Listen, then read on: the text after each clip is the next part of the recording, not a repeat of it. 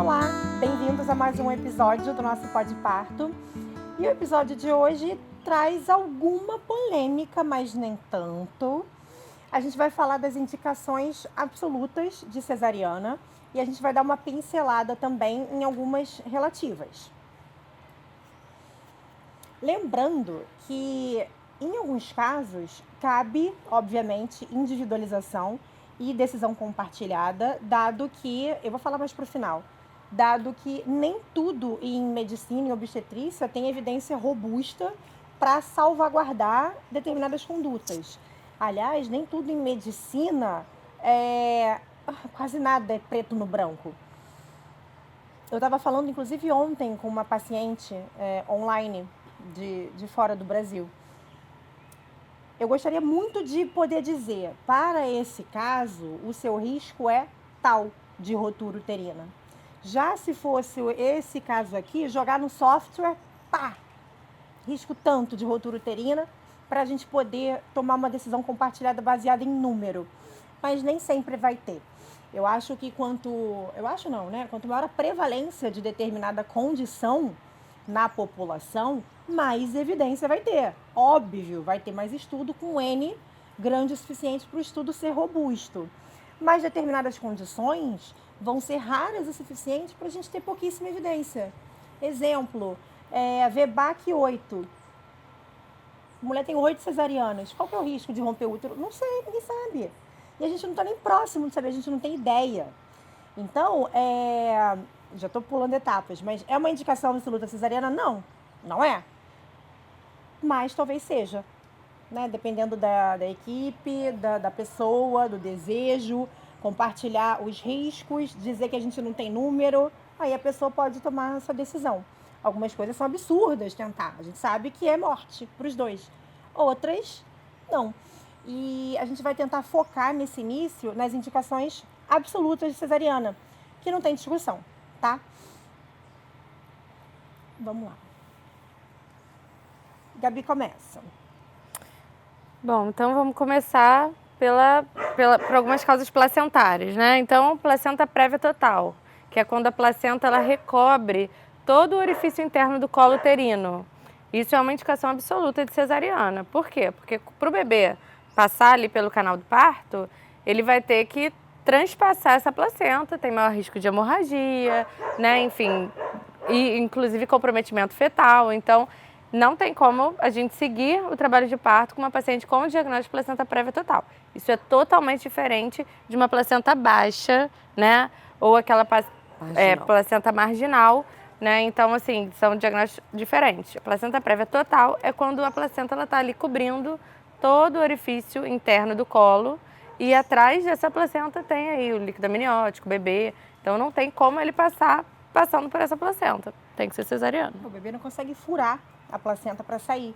Então, necessariamente, ele empurra a placenta à medida que o colo vai abrindo, a cabeça ou a bunda empurrariam a placenta com altíssimo risco de descolamento e hemorragia. Significa que todo mundo no passado morria com placenta prévia total? Provavelmente não, mas tinha uma altíssima mortalidade que não justifica não operar. Por exemplo, aí eu sempre fiquei imaginando, né, na minha cabeça, como que devia ser 500 anos, né, quando não tinha cesariana? Morria todo mundo de placenta prévia? Provavelmente não. Uma multípara, até porque um dos fatores de risco para a placenta prévia total é justamente multiparidade, pessoas que engravidaram e pariram várias vezes. Uma grande multípara que começa a sentir contração, fica lá meia horinha contraindo. Talvez o parto fosse tão rápido que o bebê podia nascer meio deprimido e vivia. Aí os dois viviam. Ela tinha uma perda sanguínea exacerbada, talvez ficasse anêmica um bom tempo. Não sei como é que tratavam a hemorragia antigamente, com coisas naturais, mas viviam. Ou morria um e vivia o outro, né? Mas hoje, com o advento da cesariana, o risco altíssimo de mortalidade materno-fetal não justifica permitir que o parto evolua com a placenta cobrindo completamente o colo. E como ela pincelou, uma placenta marginal, a placenta prévia parcial, que ainda tem um pedacinho de placenta ali no colo, também é relativo de cesariana, e depende quantos filhos a mulher teve, evolução do trabalho de parto. Agora, marginal, uma placenta baixa apenas, não indica cesariana, tá? A partir de pelo menos 1 centímetro de distância da placenta, do bordo inferior da placenta para o orifício interno do colo, já pode tentar o parto, e aí só vai indicar cesariana se houver hemorragia durante o processo, porque a gente não vai deixar a mulher se esvair em sangue antes de operar, né? Ou não vai deixar a frequência cardíaca se manter não tranquilizadora por conta dessa perda exacerbada. Mas a maioria nasce. Eu já tive alguns casos de placenta baixa, bem baixa, e é super ok. Então, a primeira indicação foi a placenta prévia total, indicação absoluta. E a indicação de cesariana eletiva, tá? No termo. Vai, vamos para a próxima. Vamos falar também sobre uma outra indicação relacionada ainda à placenta, que é o acretismo placentário. É quando essa placenta ela implanta e se adere na parte muscular, podendo transpassar, inclusive, toda essa musculatura uterina. Isso como uma causa, né? Múltiplas cirurgias uterinas, cesarianas de repetição, né? Então, essa placenta pode aderir numa cicatriz de cesárea. Curetagens também de repetição pode fazer com que essa placenta fique mais aderida, né? Invada aí o miométrio, que é essa camada muscular uterina, e é uma indicação de cesariana por um motivo similar, né? Sangramento, hemorragia e até a necessidade, muitas vezes, de uma histerectomia, que é a retirada do útero. Então, o acretismo placentário, ele é uma indicação absoluta de cesariana. O diagnóstico durante a gravidez, ele pode ser suspeitado, né, pela história clínica da paciente, confirmado por ultra e muitas vezes ressonância. Infelizmente, dada a baixa acessibilidade a exames de ultrassom de qualidade, né, por médicos fetais, por examinadores experientes, nem sempre o acretismo placentário é diagnosticado na gestação.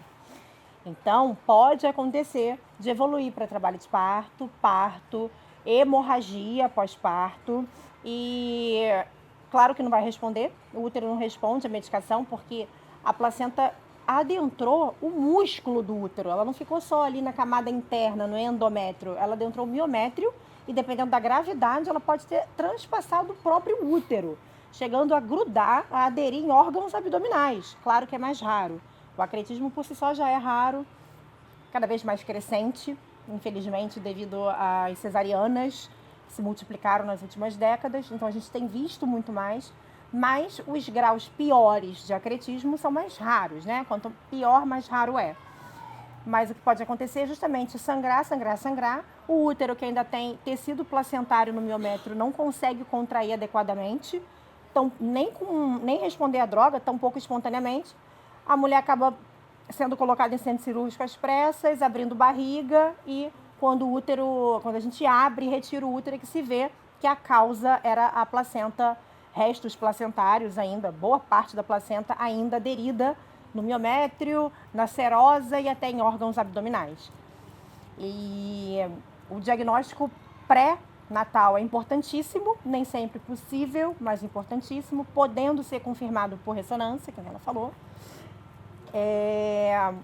E, se possível for, o diagnóstico tem que ser também eletiva, o mais perto do termo que der. Mas dependendo da referência, dependendo da sociedade, pode ter indicação ou de sangramento, pode ter indicação de 34 semanas. Então, não se surpreendam se o médico propuser eletiva com 34 semanas para acretismo. E aí, quando que a gente suspeita de acretismo? A história grita na nossa frente, fica berrando. Mulheres com cesarianas de repetição, mas pode ser uma só. Quanto mais cesarianas, maior a chance. Até porque o tecido cicatricial, ali onde a gente cortou para tirar, a gente não, né? Porque a gente quase não opera, mas quem opera pra caramba acaba vendo muito mais. O tecido cortado ali no segmento do útero, a cicatrização é diferente do restante do tecido uterino. E acaba podendo acontecer um tropismo para a implantação placentária ali. Então, mulher que tem cesarianas anteriores, está com um outro sangramento ao longo da gestação, esqueci o que eu ia falar. Placenta anterior. E placenta anterior. E a primeira ultra, na morfológica de primeiro trimestre, a gente já consegue definir onde está implantada a placenta no útero. Cesariana de repetição com placenta anterior, podendo ou não ter sangramento, já cabe ali um olhar do examinador bem direcionado. Daí a importância de se fazer ultra num lugar adequado, né? Porque na ultra daria já para ver essa possibilidade do acretismo placentário. Sim, Né? um bom examinador, inclusive, um bom examinador pergunta para a paciente. Não é apenas deita aí, vamos lá, vai sentir um geladinho e começa o exame. Não, pergunta. Você tem quantos anos mesmo? Tem cesariana anterior? Faz uma mini anamnese mais rápida e dirigida, mas faz. E o próprio examinador já pensa, opa, ela é multípara, opa, foi FIV, 2 cesarianas anteriores. Ele já vê, placenta anterior, vou ter que olhar direito essa placenta. E aí ele joga o Doppler, que nem ela falou, ele joga o Doppler e avalia com muito mais cuidado e minúcia. E a gente sabe que ultra bom padrão não é acessível a quase ninguém. Mas quem puder, faça ultra em lugares melhores, assim, infelizmente particulares. Porque ultra de laboratório... Em 10 minutos não dá para ver isso, não dá para comer uma história, não dá para fazer um exame e buscar. Aí não vai pegar. Aí não vai ter a chance de fazer uma ressonância, de repente, para ir diagnosticar de fato. Teoricamente, nem precisa da ressonância, sabe? Uma ultra já deve ser um bom gancho diagnóstico, assim, já faz o diagnóstico. Mas se houver dúvida no examinador, se tem dúvida, poxa, tem possibilidade de fazer a ressonância. Senão vai sangrar no pós-parto, vai perder uma boa oportunidade de diagnóstico e diminuir morbidade materno-fetal. E a ultra ela vem geralmente sugerindo, né? Então vai tudo depender do tipo de assistência. Se você tiver acesso à ressonância, vai poder fazer, né? Se quiser aumentar de fato esse diagnóstico. Se não tiver acesso, fica um alerta, né? Para esse acompanhamento. Seguinte. Ainda falando sobre útero, uma próxima indicação absoluta de cesariana são cirurgias uterinas anteriores. Cirurgias essas que comprometeram outrora o músculo uterino, miométrio. Por exemplo, miomectomias transmurais, miomas que eram intramurais. Já vou aprofundar. Cesarianas corporais não segmentares, porque numa cesariana normal, né, habitual, a gente corta assim o útero, né, bem baixinho, e num sítio uterino que a gente chama de segmento, que fica entre o colo e o restante do útero, é um lugar que costuma ser mais fininho e mais para baixo. Principalmente em trabalho de parto, né? Tá bem fininho e é menos invasivo cortar assim. Mas, às vezes, pode ser necessário por extrações fetais extremamente difíceis, especialmente eletivas, prematuros, bebês muito pequenos ou bebês muito baixos na pelve. Aí a gente ressalva de novo, né? Cirurgias desnecessárias, com extrações extremamente difíceis, e aí acaba comprometendo o futuro obstétrico da mulher por precisar cortar o útero para cima, em T, não conseguindo extrair o bebê ali na hora da cirurgia com a incisão segmentar. Então, quando a gente precisa cortar para cima, cortar o útero em seu corpo, numa incisão corporal, essa cicatriz é muito mais frágil, por conta do direcionamento das fibras uterinas. E tem muito mais chance de rotura, muito mais, não justificando uma prova de trabalho de parto quando houve cesariana segmentar, ou cesariana não segmentar anterior. E isso é de extrema responsabilidade do cirurgião, né, informar a paciente.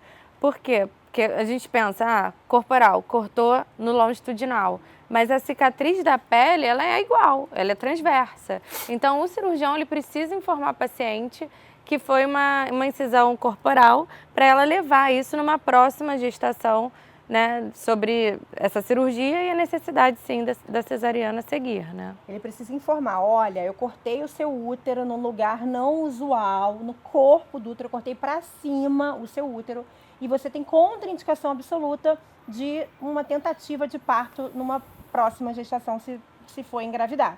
E além disso, tem que anotar.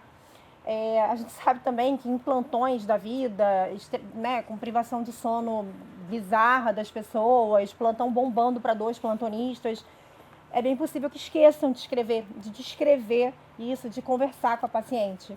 Mas seria o mundo ideal, né? Também para evitar mortalidade materno-fetal. Na outra não dá para pegar isso? Não dá porque cicatriza, né? É difícil. Pode até sugerir, mas você não tem como bater o martelo e você difícil, pode acabar operando gente desnecessariamente também. Não Aí dá. vira mais uma indicação sem necessidade. Eu vi uma corporal de um siamês que eu tive na residência. Nunca vi isso, mas... E aí a gente teve que fazer uma cesariana corporal para extração. difícil. Por extração difícil. Eram 2 bebês unidos pelo abdômen e tórax. Aí teve que ser. E aí, dependendo da idade gestacional e do diâmetro, né, desse corpo único, não passa por baixo, precisou ser cesariana. E a extração difícil precisou cortar para cima. Enfim, alterou o futuro obstétrico dessa mulher, mas não tinha o que fazer. Então, é isso, né? E uma outra... Parênteses, sobre os miomas, né? Que isso é uma dúvida geral. Muitas mulheres vêm perguntando, porque atualmente, né, assim, né, enfim, tem gente que opera demais até os miomas. Alguns realmente têm indicações, outros não. A maioria não tem. E muitas mulheres vêm perguntando, eu fiz uma miomectomia, foi por vídeo, foi aberta, eu posso parir, posso ser submetida a um parto, entrar em trabalho de parto? Tudo vai depender do tipo de cirurgia. Então, quem foi submetido a cirurgias de retiradas de mioma, cirurgias uterinas, o importante é você ter a sua descrição cirúrgica, guardar, levar no dia da sua consulta pré-concepcional, dividir isso com o seu obstetra, porque tudo vai depender de onde estava esse mioma e qual foi o tipo de cirurgia. Porque, por exemplo, né, uma cirurgia onde a gente vai abordar só o mioma que está crescendo para fora do útero, ou aquele que só cresce para a parte interna, não tem, de fato, um acesso de toda a parede muscular do útero, essa paciente pode sim ser submetida a um trabalho de parto. A gente está falando daqueles miomas transmurais, que eles passam, né, de fato, pela serosa, intramural e submucoso. Intramurais. Intramurais que acaba comunicando, né? E o que eu pego muito, pessoas com miomectomia prévia com relatórios cirúrgicos xixelento. Não tem detalhamento nenhum. Então, eu fico sem resposta também. Como foi feita a cirurgia? Qual que era o tamanho dos miomas? Dá para saber pela ressonância, pela imagem pré-operatória, pré-cirúrgica. Mas, às vezes, a única informação que eu vou ter é o tamanho e a via pela qual foi feita, né? Visolaparoscopia, na maioria das vezes. Mas, na maioria, não diz se acessou cavidade, né? Então, o cirurgião, ele olha a cavidade pélvica e ele começa a abordar o útero, num geral, quando é por videolaparoscopia, por fora, né? Começa pela camada de fora. Vai fatiando ali, vai tirando o mioma e, às vezes, acessa a cavidade do útero, né? A parte mais interna do útero. Quando isso acontece, tem maior risco de rotura. É claro que isso é diretamente proporcional ao tamanho do mioma. Mais uma vez, a gente não tem, né, num software, a gente não tem como colocar. Acessou cavidade ou não acessou? Foi por vídeo ou foi aberta? Tamanho do mioma? Tem quanto tempo da cirurgia para o software dar para a gente o risco? Não tem. Então, esses casos do intramural, ela falou, submucoso, mioma para dentro, e subseroso, mioma para fora, não são indicações de cesariana e ponto final. Agora, os miomas intramurais, cujo músculo foi acessado, dá para conversar, individualizar e tentar chegar a uma decisão compartilhada. Mas a regra geral é a miomectomia prévia, intramural, cesariana. Então, assim, dá para individualizar? Dá. Mas a regra geral é cesariana e a regra geral para essas 3 situações que a gente falou é miomectomia transmural, cesariana corporal não segmentar e a próxima, rotura uterina prévia, né, documentada, são indicações também de cesarianas eletivais, porque o risco de deixar entrar em trabalho de parto do útero romper, não necessariamente no expulsivo, romper inclusive em fases mais iniciais do trabalho de parto e mais raramente na gestação, é bem grande. Então, é eletiva, são cirurgias eletivas.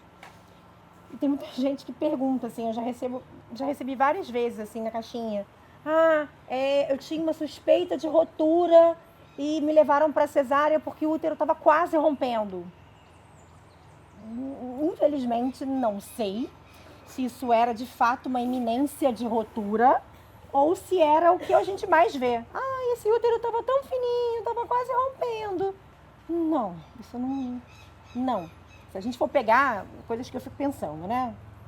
Se a gente for pegar e ficar de olho na cavidade uterina, se tivesse como a gente ter uma câmera na cavidade uterina, olhando o segmento do útero durante todo o trabalho de parto de todo mundo, uma galera, a gente no olho, ia achar fininho. E quase a totalidade dessa galera ia parir sem romper. Entendeu? Mesmo com cesarianas anteriores. Então não existe isso. Ai, só tinha uma pelinha, tava só o peritônio ali. Cara, não tem como saber o que ia acontecer. Então eu não tenho essa resposta. Conclusão, se teve mesmo ruptura uterina, se a pessoa foi levada para cesariana e na cesariana confirmou-se o diagnóstico de ruptura, tinha um rasgo, tinha um talo, tinha parte fetal para fora, sim, aí sim vai ser indicação de cesariana posterior eletiva. De resto, meu útero quase rompeu, não sei. Não sei, mas muito provavelmente você vai ser operada de novo, diante desse não sei. Então vamos falar agora um pouquinho sobre a apresentação fetal, né?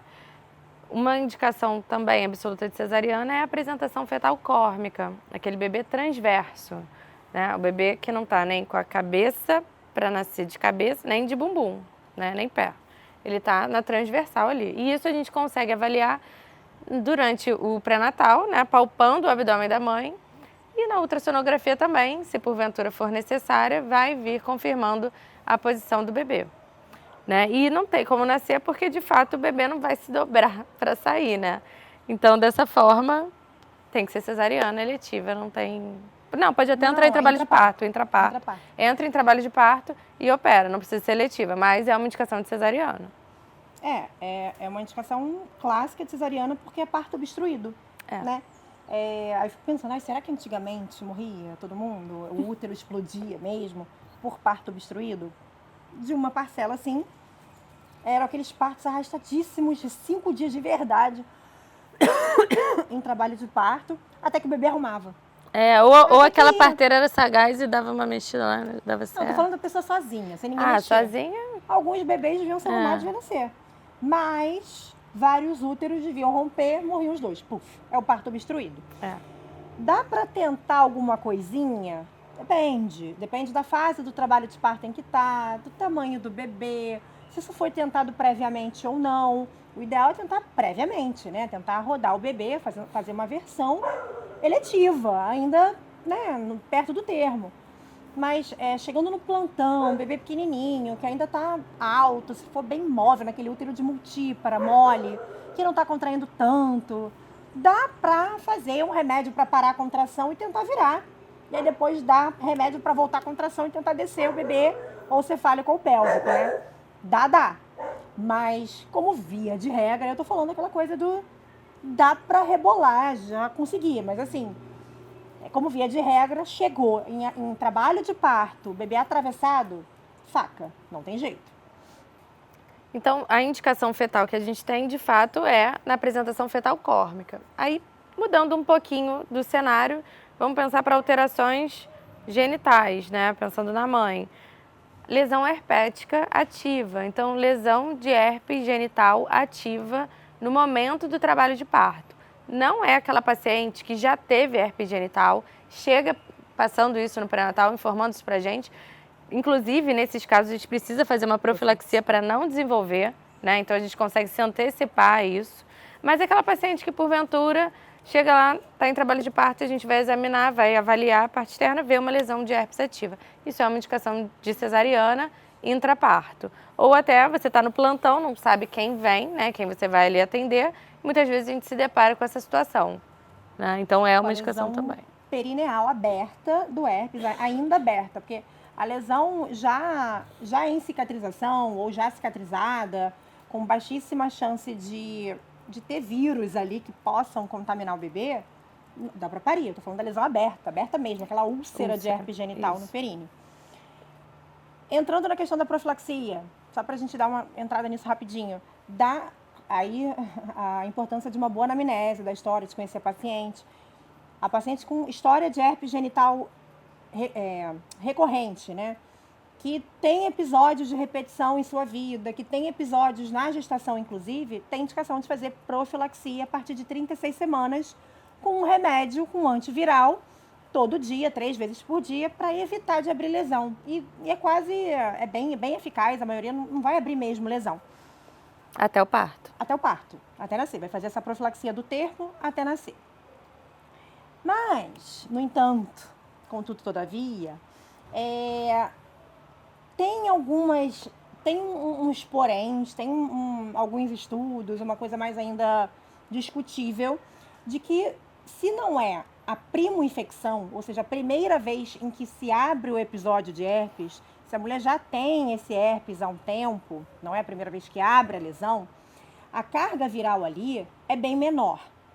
E aí, dependendo de onde tiver, poxa, se não for exatamente na passagem, se for um pouquinho mais para baixo, se for mais para o bumbum, dá para individualizar e deixar evoluir, compartilhando esses riscos bem baixos de contaminação viral fetal com a mulher. Então, assim, via de regra é indicação cesariana, lesão aberta, mas que também dá para dar uma individualizada, à exceção de primo-infecção. Primo-infecção tem uma carga viral altíssima e realmente é cesariana, mas é raríssimo, né? Vamos combinar. Eu nunca nem peguei uma prima-infecção em trabalho de parto. É a primeira vez que surge isso aqui, nunca vi. Não é uma indicação também, não é assim muito recorrente. Você também não vê tanto, né, Carol? Não. Acho que eu nunca vi indicação. Nem SUS, nem particular. De indicação no SUS eu já vi. No SUS já. Na residência já É porque tive. tem... Não, acho que eu nunca vi, não lembro. Porque tem sempre uma outra indicação antes. No SUS eu já vi, mas pensando hoje eu deixaria nascer. Então, assim, raro. Vamos para prolapso de cordão. Prolapso de cordão. Então, Explica o que é prolapso de cordão umbilical. bom, a gente tem... É quando o cordão ele passa na frente da apresentação. Então, em vez de sair primeiro o bebê, vai sair ali aquele cordão que pode ser comprimido, que vai ser comprimido, né, pela apresentação ali que está nascendo. E isso vai gerar uma diminuição da oxigenação fetal, um risco pro bebê, ele pode morrer ali, né? Então, de fato, é uma indicação de cesariana quando diagnosticada. Como que funciona? A mulher está às vezes, né, o bebê... Isso pode, já vi isso acontecer, né, em ruptura artificial da bolsa, quando o paciente não está nem em trabalho de parto, né, ou está iniciando trabalho de parto, rompe a bolsa, o bebê está alto. Né? Às vezes esse cordão ele passa ali na frente da cabeça, né, e ele, conforme quando a cabeça vai descer, ele vai comprimir o cordão. Então, quando isso é detectado, o que tem que ser feito? Né? Um toque vaginal segurando a cabeça e a gente segue com a paciente para a sala de cirurgia para ser operada junto ali, tocando, segurando essa apresentação para não comprimir o cordão e mantendo assim a circulação, né, a oxigenação para o bebê. Porque a mortalidade é altíssima. Altíssima. Na verdade, é o que está alimentando ali. O fluxo sanguíneo vai parar. Então tem que levar... É súbito, tem uma né? posição e tal, né? Que você leva e todas as vezes, isso eu já vi várias vezes já. E todas as vezes foram por bolsa rota artificialmente. Qual que é o maior Ruptura fator de risco artificial. para prolapso de cordão? Qual que Fazer é o maior? isso com o bebê lá em cima para tentar acelerar o parto. Mesmo, não tá tão alto, dá para romper. Prolapso. Sempre que se mexe na fisiologia, Você compra um risco. E estatisticamente, o maior fator de risco de prolapso de cordão é ao largo, rotura artificial das membranas, romper bolsa das pessoas. Então, por definição, o prolapso de cordão é o cordão se interpor na frente da cabeça do bebê. Então, ele fica se interpondo entre a cabeça, entre a apresentação e o colo. E isso é uma definição, aprendi esse fim de semana, foi o David que falou. Eu não sabia. Por definição, é procefálico apenas. Então, prolapso de cordão não existe em parto pélvico, porque a fisiologia do parto pélvico, não é óbvio. É verdade. A fisiologia do parto pélvico é ter cordão na frente do bebê, porque sai antes do restante. Então, é procefálico, da cabeça. É verdade. Isso é procefálico. É diferente de procidência de cordão. Então, você imagina, prolapso é quando o cordão passa na frente da cabeça do bebê e fica entre a cabeça e o colo. Então, a cabeça pode descer, comprimir o cordão e cortar o aporte sanguíneo de oxigênio e o bebê, morrer. Maior fator de risco é descolamento de membranas, mas tem... Descolamento não, desculpa. Rotura das membranas artificialmente. Mas tem também alguns outros. Síndrome, bebês muito pequenos, prematuridade. Claro, tudo que transforma a relação entre bebê e útero em algo menor, tem mais chance do cordão se interpor ali na frente dele. Polidramnia, muito líquido. De novo, né? Faz um útero maior, o bebê ali boiando no meio do líquido, tem mais chance de prolapso. Enfim, tem alguns fatores de risco. O que é diferente de procidência de cordão. A procidência é o cordão não totalmente atrás do bebê. É o cordão ali do ladinho da cabeça, por exemplo. Também Margeando ali, né? margeando, aqui na frente da cabeça, aqui do ladinho. E ele pode ser comprimido também com muito menos força e muito menos chance, né? Então, várias vezes a gente vê parto que tá tudo bem, o bebê nunca deixou de bater bem, nasce, quando a gente vê aí, tinha uma procidência. Mas pode fazer desaceleração importante que possa nos fazer precisar puxar o bebê, por exemplo, ou operar também. Então, muitas vezes, a gente diagnostica o prolapso por desaceleração prolongada. E aí toca para ver em que momento do parto tá e sente cordão. Aí a conduta é fazer o que ela falou, é tentar elevar ao máximo a cabeça para descomprimir o cordão e ir correndo para a cesariana. Não tem jeito, a cabeça vai continuar descendo, se for um prolapso verdadeiro, a cabeça vai continuar descendo em algum momento, ainda que ainda não tenha comprimido, ainda que o bebê esteja bem, em algum momento vai comprimir e o bebê pode morrer. Então, se não está no expulsivo, quando você pode abreviar e puxar por vácuo ou fórceps, é indicação absoluta de cesariana e é durante o trabalho de parto, né? A gente está falando num cenário de trabalho de parto aqui. E a gente transfere a paciente para o centro cirúrgico de 4 apoios, elevando o glúteo justamente para descomprimir esse cordão e tocando ali, segurando a apresentação, segurando a cabeça do bebê para não fazer essa compressão. E aí você faz um malabarismo para anestesiar a paciente. Exato. Como é que é, Carol? Bota Normalmente de lado. De lado, né? Trendelenburg de lado e que já dá para fazer, né? De lado. E dá para ficar segurando, a tem que pessoa ficar fica segurando. O corno Não que é vai ficar contraindicação. segurando só vai tirar a mão quando o segundo corno tirar, entendeu? Então são dois estressados ali, duas coronárias fritando. O corno que está tocando e o corno que está correndo para operar. Enfim, é uma situação de emergência.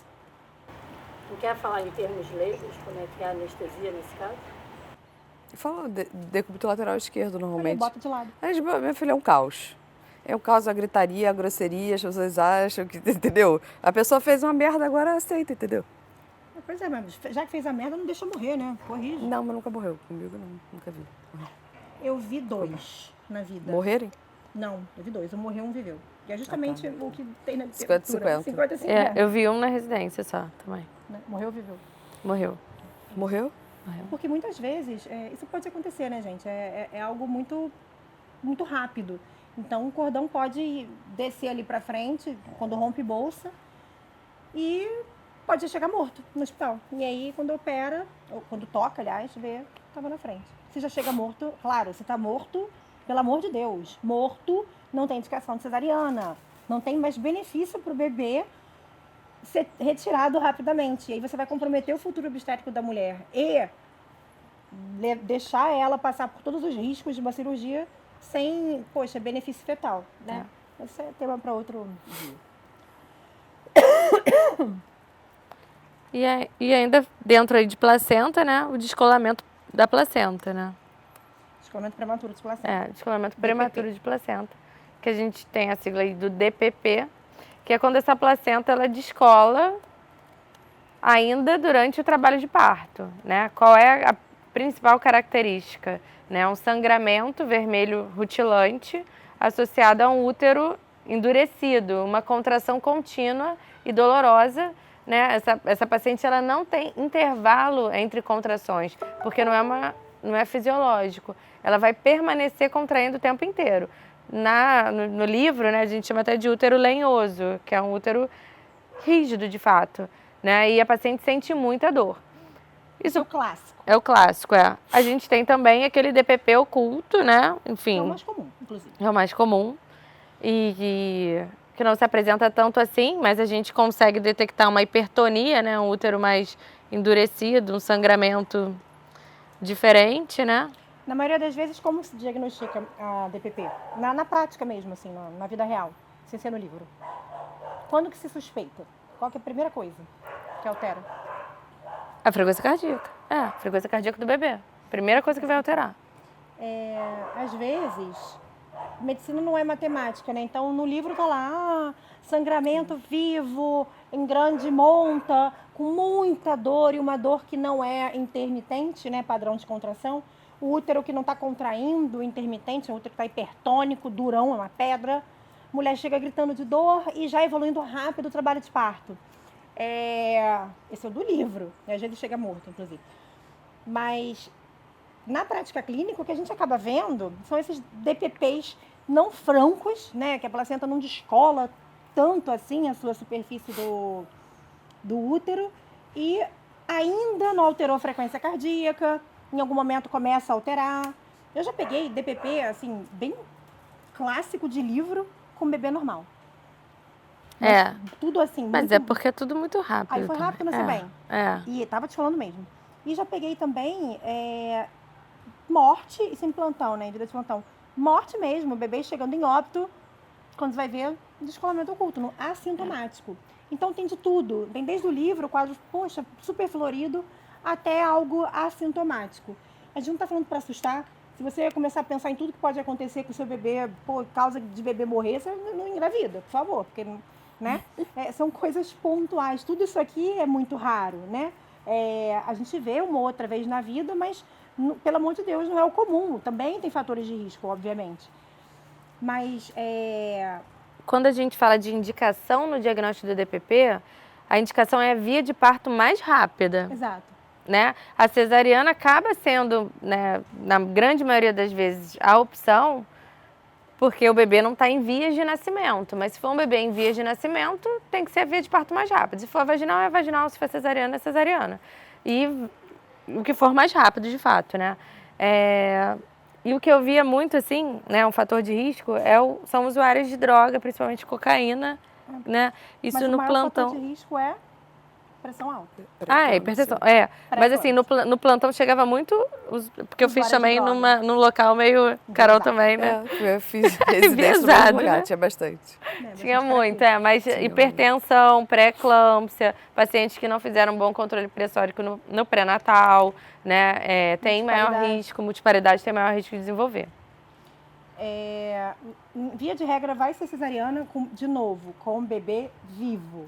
Se chegar morto, não tem mais benefício, a não ser que seja para salvar a mulher por hemorragia. O bebê está morto, mas a mulher vai morrer sangrando, é óbvio que vai operar também para resolver. Até porque esse útero pode evoluir para o que a gente chama de útero de Cuvellar.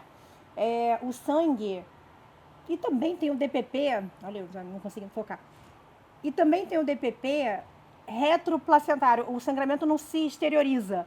Mas você abre o útero e vê um coágulo gigantesco atrás da placenta, nem sempre exterioriza. E quando não exterioriza, quanto mais tempo passa, mais esse sangue ali retroplacentário, com a placenta descolada, vai infiltrando o útero entre as fibras musculares do miométrio, impedindo esse útero de contrair depois. Aí, às vezes, vira esterectomia. Então, é uma chance maior de tirar o útero, de precisar tirar o útero. Mas, via de regra, o mais rápido é cesariana, porque, no geral, o diagnóstico é feito antes do expulsivo. Diagnóstico expulsivo normalmente é feito por frequência não tranquilizadora, né? Aí tá lá aquela desaceleração prolongada, sustentada, realizam-se medidas e nem tchum, aí vai abrir, quando abre é que descobre. Nem sempre exterioriza, porque a cabeça já tá ali bem baixa. E às vezes dá para puxar, às vezes não. E a gente só descobre pós-nascimento, né? Rotura de vasa prévia. O que é vasa prévia? É quando esse vaso é implantado de forma defeituosa ali na placenta, né? E não fica bem aderido ali à superfície placentária e ele se rompe com maior facilidade. É uma anomalia. É uma anomalia placentária. Tudo que é prévio, o termo prévio, por definição em obstetrícia, é tudo que se interpõe na frente da apresentação. Vasa prévia são os vasos se interpondo na frente da bunda ou da cabeça. Isso é uma inserção anômala do cordão umbilical, é um cordão umbilical anômalo. Ao invés dos vasos estarem lá, né, no centro da placenta, todos envoltos na geleia de Wharton, naquele branquinho que vocês veem em imagens. Tem alguns vasos que têm menos geleia de Wharton ou estão completamente descobertos, nus, se interpondo na frente da cabeça. Geralmente tem mais relação com placenta baixa, né? Ou placenta prévia. Placenta baixa, placenta com outras alterações placentárias. Dificilmente a vasa prévia vem sozinha. E vasa prévia, quando diagnosticada no pré-natal, ela é indicação de cesariana eletiva. Porque durante o trabalho de parto, rompendo-se a bolsa, aqueles vasos podem, e geralmente vão, em algum momento, se romper. E mãe e bebê perdem muito sangue e podem morrer. Os dois podem morrer. Então, principalmente bebê, né? Vai uma anemia fetal profunda. Quando pega no pré-natal, na maioria das vezes não é indicação de cesariana. Mas quando tem algum sangramento anormal durante o trabalho de parto, e é claro que isso é subjetivo, mas uma boa assistência é um sangramento feio, bem vivo, que não para, muito diferente do sangramento de colo. Dificilmente a gente confunde com sangramento de colo fisiológico. Associada geralmente também à desaceleração da frequência cardíaca. O bebê já começa a sofrer por conta desse sangramento anormal. Vale falar também que se essa paciente faz um bom pré-natal, ultrassonografia em locais de qualidade, ela vai conseguir detectar isso previamente, porque na morfológica de segundo, a gente faz avaliação de colo uterino via transvaginal.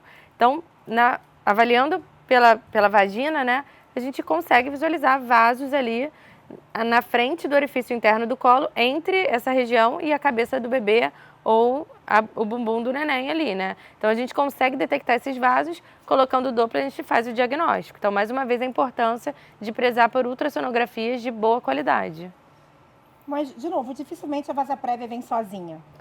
Dificilmente. Uma outra condição de cordão, que se chama inserção velamentosa do cordão, também é uma anomalia da inserção do cordão umbilical na placenta, sozinha não indica cesariana, inclusive dá para induzir, tá? Mas quando associada à vasa prévia, aí sim a indicação de cesariana eletiva. Então, em geral, a vasa prévia está associada a alguma outra anomalia de placenta ou de cordão. Raramente vem sozinha, mas em obstetrícia tudo pode, né? Tudo pode acontecer. Daí a importância que ela falou de um pré-natal, de um bom acesso por exame, por imagem. Daí a gente já pega o gancho para a frequência cardíaca fetal não tranquilizadora durante o trabalho de parto. É claro que aqui a gente não vai conseguir desenhar todos os tipos, até porque isso é basicamente uma aula técnica, mas basicamente desacelerações muito prolongadas, muito profundas, fora de contração, que não melhoram ou mantidas, né, ou sustentadas para baixo de 100 ou 110, apesar de medidas para melhora da frequência cardíaca fetal, que são oxigenação, mudar decúbito, né? Então a paciente está, a gente coloca ela, né, muda o decúbito da paciente, continua ouvindo, faz oxigênio, hidrata a paciente. Tocólise, se ela tá, se for necessário. Tocólise, se for necessário. Se ela está em uso de ocitocina no soro, a gente desliga, né? Se é por taquissistolia, por um útero contraindo demais, faz tocólise, ou na verdade tem que fazer tocólise de qualquer maneira, né? Ou desligando, tocólise é dar remédio para o útero parar de contrair ou para diminuir a contração.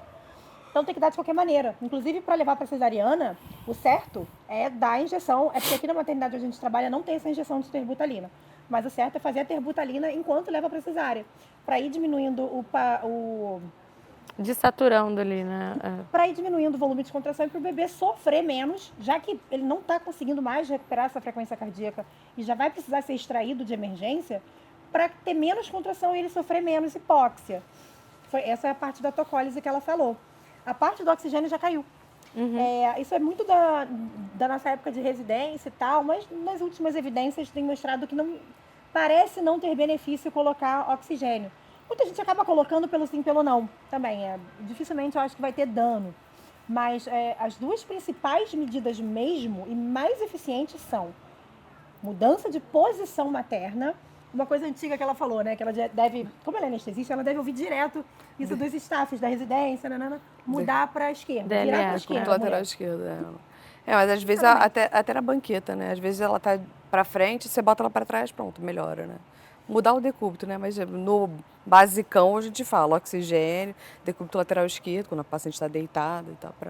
Em que situações, por exemplo, nesse seu exemplo, às vezes ela tá para frente, ela joga o corpo para frente, ou tá de 4, ou tá na banqueta para frente, desacelera. Ela joga para trás, Mas no expulsivo, volta normal. né? No Quando expulsivo. tá em OS. Em OS. Porque o corpinho tá virado para frente e o cordão é comprimido em algum lugar ali no útero quando você joga a gravidade, né, para frente. Então, botar de 4 resolve a maioria, mas não todas, não em OS, por exemplo. Botar de lado pode resolver também grande parte, mas eu já tive mulher desacelerando de lado, você bota ela em pé, melhora. Então, a chave é mudar de posição. 1, 2, 3, 4 vezes vai mudando. Geralmente, para quase totalidade, alguma vai... Porque a quase totalidade o bebê não está sofrendo, né? Não está com uma privação crônica de oxigênio, não está mais aguentando o trabalho de parto. Geralmente é algo resolvível ali, uma compressão de cordão transitória. Daí você muda a posição da mulher, resolve aquilo dali, né? Inclusive o parto progride um pouquinho mais, resolve e para de desacelerar.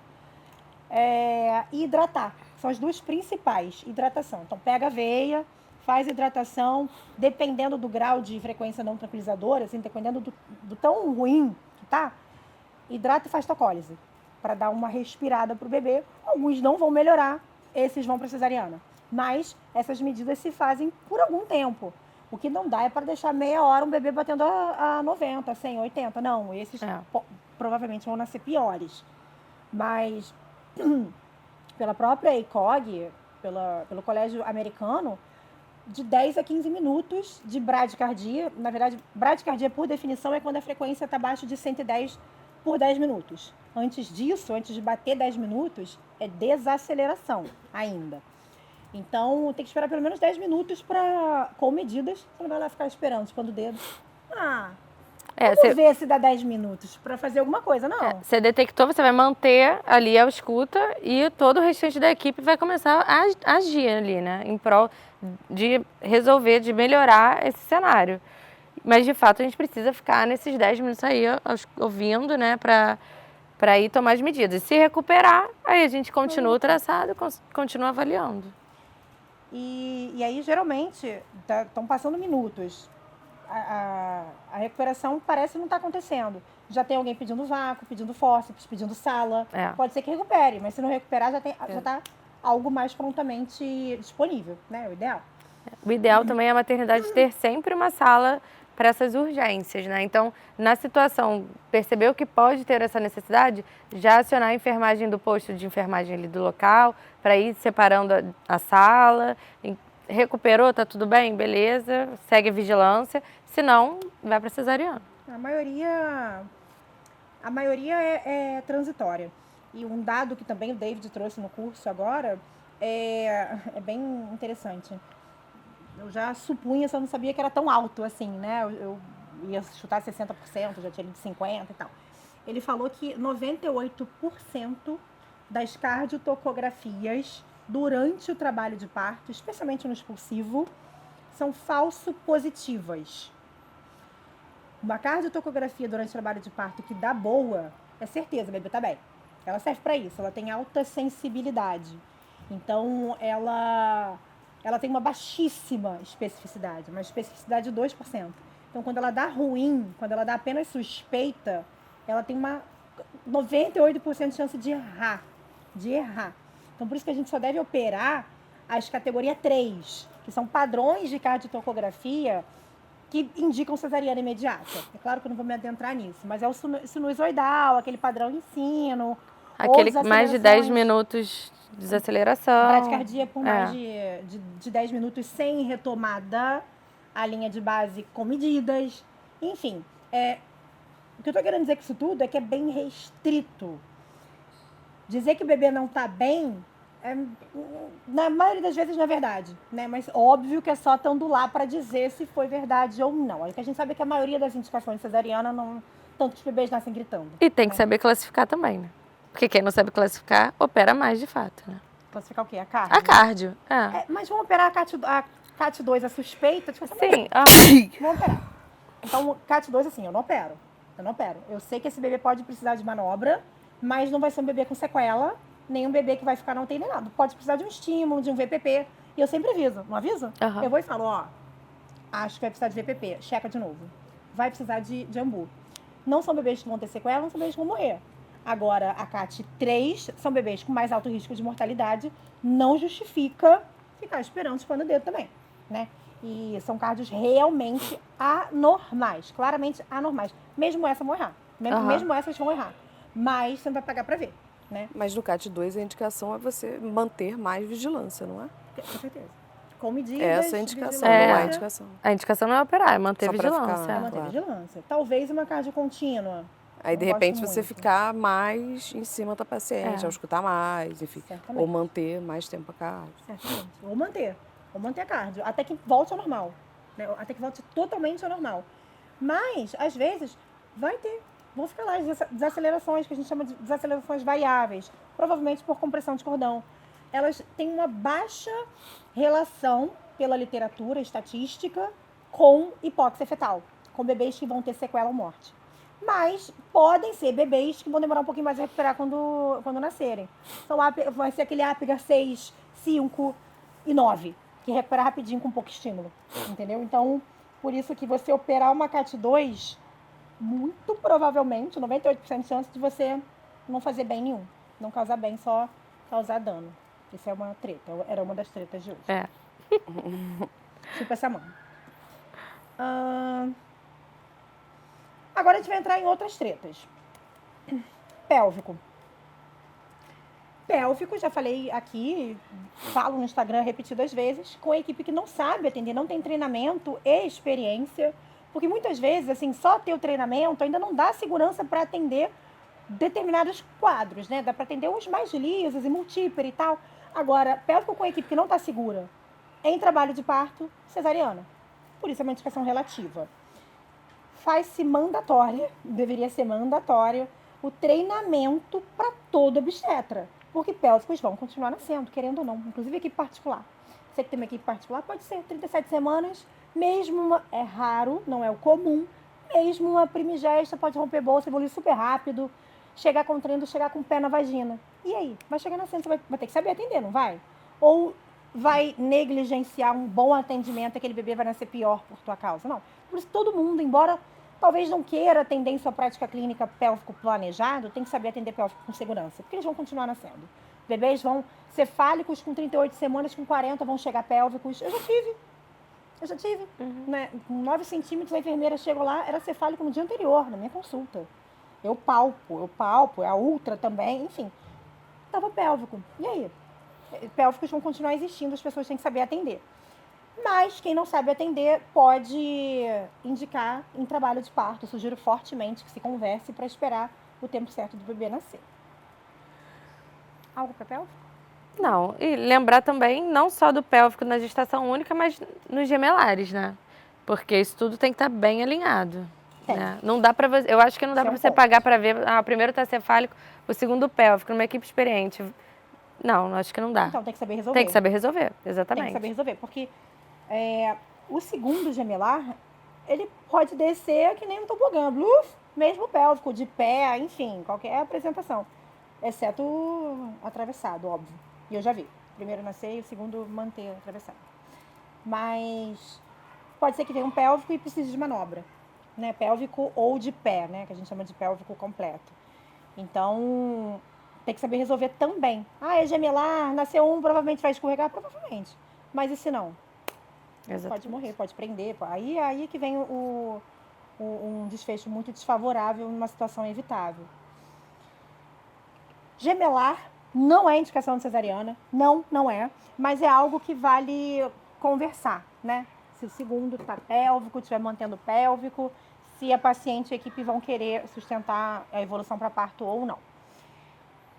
E aí vem a apresentação múltipla, não gemelar, não 2, né? 3, 4, 5 bebês. Também indicação relativa de cesariana.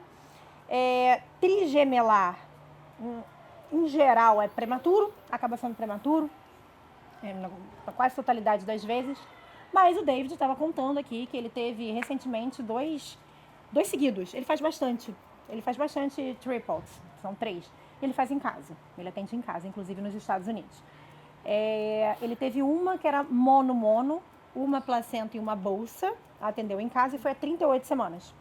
E a outra era monodi, 2 placentas, uma placenta, confundi, travei.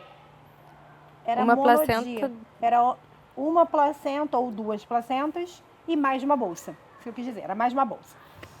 Aí também foi 39 semanas, eu falei, caraca, nunca nem ouvi bebês que foram 38, 39. E aí ele individualizou e atendeu esses bebês em casa, inclusive. Mas para quase a totalidade das vezes vai ser indicação de cesariana, porque em geral são prematuros, vai ter 1 ou 2, como são pequenininhos, né, na maioria das vezes, vai ter 1 ou 2 em apresentação pélvica, e aí se for pequeno demais, com menos de determinado peso, num geral, 2,4, 2,5 quilos, mas o David, para ele, limite pessoal é 1,6. Então, assim, a gente não tem evidência disso exatamente, é uma recomendação. Então, geralmente, esses bebês vão ser prematuros, vão ser pequenininhos, vão acabar sendo cesariana, né? Até porque ninguém vai bancar isso, porque tem pouca evidência, dada a raridade da condição. É aquilo que eu falei lá no início. Como tem pouca evidência, a maioria vai para cesariana mesmo. Bem como gestações gemelares mono, uma placenta e uma bolsa. E o medo maior, o risco maior é de acidente com cordão. Como é uma bolsa só, os cordões ficam, né, novelados e em algum momento do trabalho de parto tem esse risco teórico aumentado do cordão enovelar, comprimir e morrer um ou os dois. Mesma coisa, como é raro, não tem evidência exatamente robusta dizendo o que fazer, a maioria opera. Mas também é algo individualizável. Tem uma médica obstetra da Paraíba, se eu não me engano, que pariu gemelar mono, né, no termo. Enfim. Por isso que eu coloquei aqui como relativos. Agora vamos para a treta maior. Carol, existe desproporção cefalopélvica em situações normais, no termo, bebês não... Já estou até tirando a exceção para... Mas eu sou anestesista. Eu tenho pode dar opinião aqui. Eu não sei. Existe DCP, desproporção cefalopélvica, em condições normais, bebês normais, a termo, com a tamanho de cabeça normal, não sindrômicos? Que eu saiba, pelo que eu escuto, né? Porque eu sou anestesista, não. Não, pelo que você escuta tem. Não, pelo que eu escuto sim, mas pelo que eu escuto de você, não. O que você mais diz é que não tem, né? Você que me não viu operar existe. DCP? Não existe. Que não existe. Confirmei com o David, ele falou também que não existe, Não pra existe. ele. Uma coisa que eu já tenho falado nos últimos anos, que é uma treta. Fala você primeiro, Gabi. Mas isso é uma baita de uma indicação, de fato, né? Uma falsa indicação de... É uma indicação que está lá na lista das indicações reais, cesariana, mas que eu, pessoalmente, duvido muito da minha prática clínica, não vejo acontecer, Eu vou terminar. Me fala o que você acha, Gabi. Eu acho também que em equipes bem treinadas não existe, porque hoje a gente tem, primeiro, né, quando a gente vai examinar, pré-natal. Antes disso, aquele toque vaginal no pré-natal para falar que a bacia é estreita, ou que a paciente é pequena, né, que pode dar uma DCP, isso aí é mito total, né? Não existe mesmo. Na teoria, o DCP ele é avaliado intraparto. A paciente precisa entrar em trabalho de parto, passar por esse teste para a gente avaliar a progressão. Uma progressão decente, horas sem descer a cabeça. Qual a definição de DCP? Bem lembrado. O que é DCP? Qual a definição? DCP, desproporção cefalopélvica. Quando esse bebê ele permanece aí mais de 4 horas, né? Bem mais, na mesma posição. Ele não desce... Não, isso é parada de progressão. Por DCP. Não, são indicações diferentes. DCP é quando atinge-se já a dilatação total, a cabeça não desce pela pelve. Fica em determinado plano da pelve, em geral antes da pelve média. Ou fica até acima da pelve superior para algumas pessoas. Raríssimo um bebê alto demais chegar à total, né? num geral, para o colo terminar de dilatar, tem que ter Pressão a cabeça ali pressionando. Mas, por definição, a dilatação total, por algumas horas, com padrão contrátil decente e sem nenhuma mudança. Sem nenhuma mudança. Então, se é um bebê que estava defletido, um pouquinho defletido e rodando, ele roda. Tá no mesmo plano da pelve? Não, isso não é DCP, ele tá se arrumando, ele rodou. Ele tá rodando. Então tem que esperar mais de 4 horas. Só que isso não é avaliado, né? Então, no mínimo 6 horas, na verdade, se eu não me engano. É porque eu cago pra isso, porque pra mim não existe. Nem leio mais isso. Se a gente Mas for acho que são pensar em 6 horas. partograma, né? Se a gente for pensar em partograma, a gente tem linha de alerta, linha de ação, né? Seria aí mais de 4 horas para passar da linha de alerta para a linha de ação. E aí sim a gente... mais 4 horas, contraindo pra caramba. Aí a gente indicaria, né? Fecharia o diagnóstico. Mas... Pela teoria. Pela É porque teoria. na teoria as pessoas juntam parada de progressão por DCP. DCP. Normalmente atrela a parada de progressão exatamente pela DCP, né? Pela desproporção cefalopélvica. Existe desproporção cefalopélvica? Existe. Em bebês gigantescos. É óbvio. Aqueles bebês que vocês veem aí no Fantástico de 7 quilos.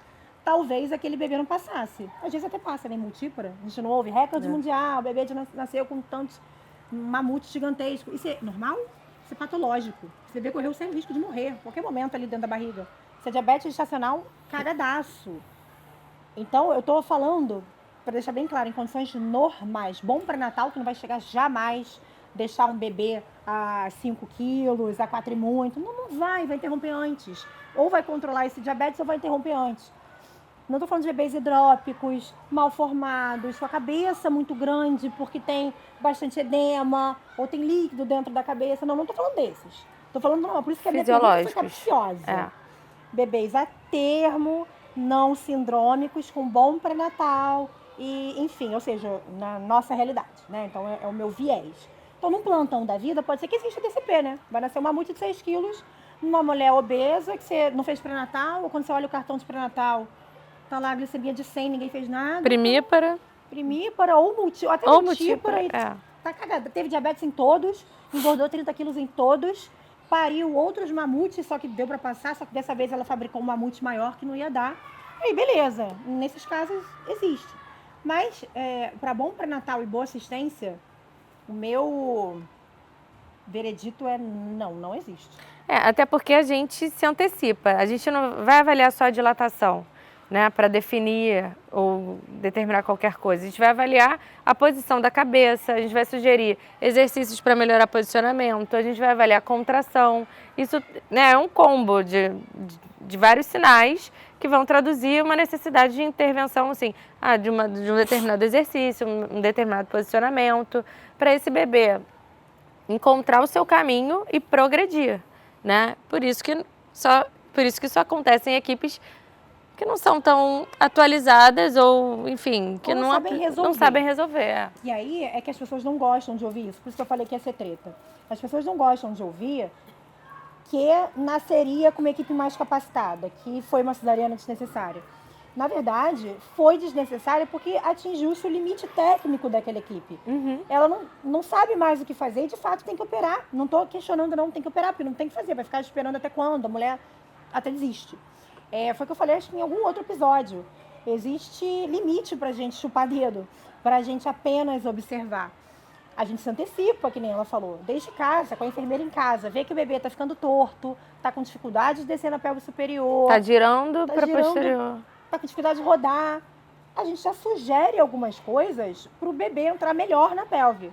Ainda que ele entre tortaço, existem bastantes coisas para se fazerem para ajudar o bebê a posicionar e descer. E não, a analgesia não está dentro dos recursos, antes que perguntem. Pelo contrário, assim, na minha opinião, a analgesia, inclusive nessas situações, atrapalha. Porque a gente precisa da mulher. A gente precisa da mulher, a gente precisa da intuição dela, a gente precisa que ela movimente mais, a gente precisa do puxo quando entrar o expulsivo. Enfim, são partos mais difíceis, são partos mais arrastados, mais desafiadores. Demorados. Desafiadores, inclusive, pra gente. A gente fica exausta. Mas super possíveis, e isso começa no pré-natal. Eu converso com todo mundo. Pode ser que seu parto dure infinito. Pode ser que seu parto seja muito mais desafiador, muito mais cansativo. Mas nasce. Não é um parto melhor ou pior que os outros. Mas nasce. Então, a treta tá aí. Né? As pessoas não gostam de ouvir que elas não souberam resolver, que o problema estava na assistência delas. Mas isso eu, pelo menos, olho para dentro. Eu olho para minha assistência há 5 anos e penso num bebê que eu indiquei porque não descia, eu penso, porra, nasceria hoje, que merda. Mas isso faz parte. Acho né? que todo mundo, né? Todo mundo. E isso está muito associado também àquela equipe que coloca um prazo, né? Ou que tem alguma coisa para fazer. Não tem paciência de acompanhar. E aí indica por isso. Aí é má assistência de verdade, assim. Sim, mas existe. A gente escuta, né? Às vezes. Delícia, assim, até, né? Você praticar o mal de propósito. Mas tem. Tem. Aí diz que, interna com 3 centímetros, internação precoce, deixa evoluir um pouquinho, não evoluiu. Não vai. Essa pelve estreita, hein? Cesariana. No pré-natal, indicar no pré-natal. Piorou. E tem a tal da parada de progressão, que é um pouquinho, é no mesmo... os argumentos são os mesmos, a conversa será o mesmo. A parada de progressão é a dilatação não progredir, o bebê não rodar. Aí, mesma coisa, tem que esperar horas e horas, são 2 toques consecutivos de 4 horas cada, sem qualquer mudança. A despeito, óbvio, de você tentando fazer alguma coisa. E eu nunca vi você tentando fazer alguma coisa não mudar absolutamente nada. Você sabendo propor coisas, que outra coisa que a gente vê também, é as pessoas propondo coisas, assim, completamente aleatórias. Não, eu vejo demais. Vai pra bola. Vejo mais. Fica na bola eternamente. Fica na banqueta. Não, vamos fazer então, giro peitoral, invertida, lift. O bebê já não tá mais no superior, ele tá no expulsivo, lift. Então, assim, aí caga mais o parto, né? Você tenta abrir um estreito quando você precisa abrir o outro da pelve. Não lembro nem onde eu tava, porque fiquei irritada. Não, a gente estava falando da parada de progressão, né? Por horas, tem que examinar 2 vezes e tudo mais. Sem qualquer evolução. Isso, sem qualquer evolução. Nunca vi. Pode ser que eu morda a língua e tenho esse ano. Caraca, fiquei. Queimei meu arsenal do que fazer e não nasceu. Pode ser que eu queime a língua. Naquele partograma antigo que tem aquelas 2 linhas, né, de ação e... Alerta e ação, né? Ali eu acho que é menos tempo, né? 4 horas. São 4, né? Do início, mais 4 alerta, mais 4 ação. Obviamente então eu não sigo o partograma. Até tem um novo recomendado, né? Do Ministério da Saúde. Você imagina, né? Se as mulheres vão caber, mesmo partogramas mais atualizados, mais baseados em fisiologia, vão pegar a maioria. Mas muita gente não vai caber naquela caixinha, vai demorar mais que aquilo. Então, assim, tem que operar? Não, o bebê tá bem? Não. E vale lembrar que isso é ensinado e cobrado da graduação à residência, né? Por isso que a gente fica com déficit, né? Por isso que as pessoas têm limites técnicos, porque não são ensinadas. Não são. E elas aprendem muito tempo depois, aprendendo a pensar diferente, buscando por fora, estudando fisiologia, biomecânica, procurando entender, né? E isso que eu tô falando, que eu já falo há um tempo, e eu falo sozinha, o David corroborou, né, nesse curso. Eu perguntei, David, existe parada de progressão? Existe DCP? A ele, não existe. Com muita segurança, né? Ele falou, não existe. Não existe bebê que não nasce nessas condições, voltando, né? Não tô falando dos mamutes, dos hidrópicos, não. Tô falando de bebês normais. Não existe. É uma boa assistência ao parto, você não aprende na residência. Você não aprende isso. Na residência você aprende a teoria, você aprende a operar, você aprende outras coisas. Mas é uma boa assistência ao parto, você aprende na vida, né? Depois na vida e estudando e vendo as novas evidências. Não estudando aquele livro que já é mais antigo, acaba sendo mais antigo em relação às novas evidências, ao que é novo agora, né? E tem coisa que não tem evidência, gente. Spinning Babies não tem evidência. Ou Spinning Baby, porque é tudo a mesma pegada, né? É se basear em fisiologia e biomecânica para propor soluções para determinadas posições de bebê ou condições intraparto. Tem lá os métodos da Gaskin, tem um outro, tem Spinning Babies, que ficou mais conhecido, mas que é da Gayle Tully. Mas o negócio é propor soluções baseadas em fisiologia e biomecânica. Nada disso, nada disso, não tem evidência. Então, é tentar pensar fora da caixinha, questionar e começar a aplicar para melhorar a sua assistência. Olhar para dentro e pensar, poxa, se tem alguém mais velho que eu ou não, dizendo aí com bastante segurança, tem um senhor de 69 anos falando que DCP não existe, brother, acho que tá na hora de olhar, né? E pensar, poxa, acho que eu posso melhorar um pouquinho mais. Pra fechar, vou falar do tempo entre cesarianas. Quanto tempo eu posso tentar um parto normal depois de ter sido operada? Não tem, assim, evidência robusta disso, não tem, dizendo exatamente quanto tempo para o risco. A recomendação de especialistas, de consenso de especialistas, é entre 12 e 18 meses, com mais segurança, entre 15 e 18 meses de intervalo entre nascimentos. Mas não significa que não possa, acompanhando no 1 para 1. Eu tive um VBAC ano passado, VBAC 2, ano passado, com 11 meses de diferença entre os partos. Então, assim, não é indicação absoluta de cesariana, um tempo curto entre as cirurgias, não é. Outra treta acho que não, vou deixar para um episódio, que eu já tinha até escrito, VBACs. Se indica cesariana, se não indica cesariana, VBACs X, enfim. Mas VBACs múltiplos são indicações relativas à cesariana, né? VBAC 5, não tem evidência, cara, de segurança, não tem. E nem de risco, a gente não sabe nem quão arriscado é e também não tem segurança, então é individualizar. Resumindo. Até o terceiro tem. Até o terceiro tem. Ainda vale a pena parto normal. E interatividade, isso aí era... Adoravam falar isso, né? Indicação Plantão. Qual é? Não existe. Nossa, No plantão, sempre falava. Chegou uma interativa contraindo, mulher com 2 cesáreas prévias. Pior era quando era aquele velho que falava interativa para uma cesárea só. O que é interatividade? Mas ter tinha uma 2 premissa cesáreas antiga. anteriores e aí se operava eletivamente. Tem uma interativa 40 semanas, a gente vai operar. Tem uma Mas interativa, chegou existia aquela- a 41 semanas, um absurdo, vamos operar. Quando eu iniciei a residência, ainda existia o ditado de uma vez cesárea, sempre cesárea. Sempre cesárea. E foi agora que ela fez a residência, foi depois Não, de nem mim. tanto, Carol. Pô, agora não, mas tem um Tem um tempinho, tempo mas assim, relativo. é pouco tempo, Tem né? bastante tempo que isso caiu de... É. Desde o R1, já tinha gente falando, não, pelo amor de Deus, gente, mas tinha muito velho ainda Não, fazendo mas isso. eu sou nova, eu fiz residência agora. Um pouco mais de 10 anos, mas agora pra mim. Interativa. O outro é bolsa rota, sem trabalho de parto, mais de 24 horas. Tem que operar também. Tem gente que bota 12, tem gente de 24, tem gente de 36, né? Fala Tem que de tudo. você vê bastante assim de cabeça, o que você lembra de comum. Isso, bolsa rota muito tempo sem entrar em trabalho de parto, aí nem pensar, não, vamos induzir, né? Não tem nem indicação de induzir, que tá um pouco de... Ou bolsa rota muito tempo, estamos pensando numa infecção, aí faz sentido você abrir a barriga, né? Essa é uma coisa que a gente sempre questionou muito, né? O bebê Faz o infectado. menor sentido, né? Diagnóstico de Você infecção durante o trabalho de parto. A galera opera. Porra, você vai abrir barriga? Pré-eclâmpsia e DMG, operação também, nenhuma indicação. Bomba, né? Oligodramenia, polidramenia, tudo, né? Tem tudo, né? Bebê grande, bebê pequeno. Vai ser pequeno, vai ser estreito.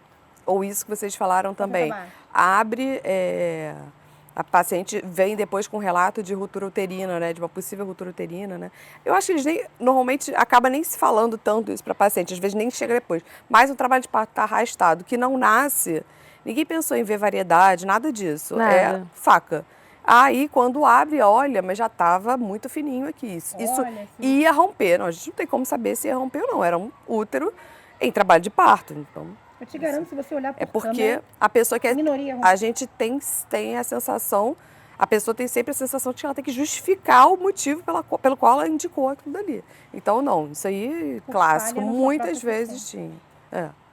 Muitas vezes tinha. Não nasceu, então faca. Mas o quê? Tem de tudo, né? Tem de circular de cordão. Mecônio. Circular de cordão, mecônio. Nossa. Então, circular de cordão tem, às vezes, no ultrassom no pré-natal. É. Ultrassom no pré-natal já é indicação de cesariana. Muita paciente me pergunta, mas e aquela circular? Saiu? Eu falo, olha, isso aí eu nem descrevo. Eu falo, eu nem descrevo isso. Descrever circular de cordão no exame já é meio jurássico, sabe? É. Senão, é que nem grau de placenta. Muda. Então, por que você vai descrever alguma... Você tem que descrever o relevante, né, para outra. Não muda a conduta, você vai descrever... Exatamente.